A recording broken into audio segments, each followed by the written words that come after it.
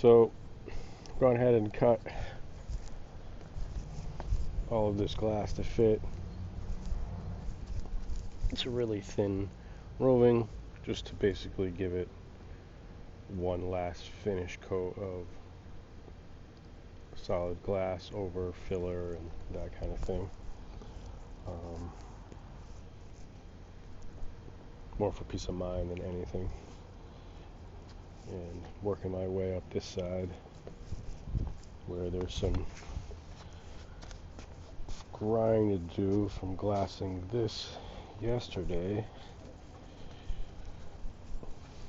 And then I'm going to cut open some more of this deck on my way down. I'm trying to do a bit at a time because it's outside and you can't just have weather affecting a larger area.